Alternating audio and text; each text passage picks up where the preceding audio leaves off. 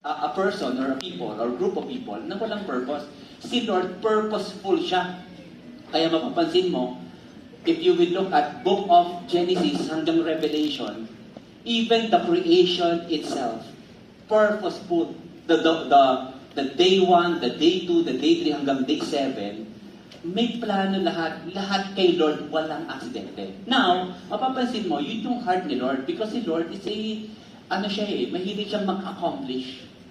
He wants to restore, He wants to redeem, He wants to create si Lord. And here we are, sa buhay natin, may mga tendency tayo na akala natin, the goal kung bakit kasi nilang or the goal bakit ka nabuhay ay para lang mabuhay. I believe if you will go back to your Creator, meron pong malaking purpose si Lord sa buhay ng bawat isa. And si Lord has a mission na ginawa niya, which is John 3:16. But we will look at our lives today na si Lord may mga mission din sa ating mga buhay.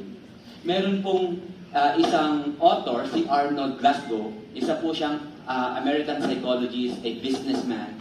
Ito po yung quote niya. Sabi niya, make your life a mission, not an intermission. Alam niyo yung intermission? Alam niyo yung intermission? Yung mga yung pampapatay oras. Kunwari may main event, tapos magbibihis na. Alam niyo sayaw na kayo. Yung mga hindi marunong, yung may kilala kang gano'n, yung nagchatro ba kayo? Yung parang, ano bang tawag doon? Front act. Front act lang, yung bago di ba boxing, bago yung main event, may maglalaro muna. Yung pampatay oras ng konti. Minsan may mga ganun tayo.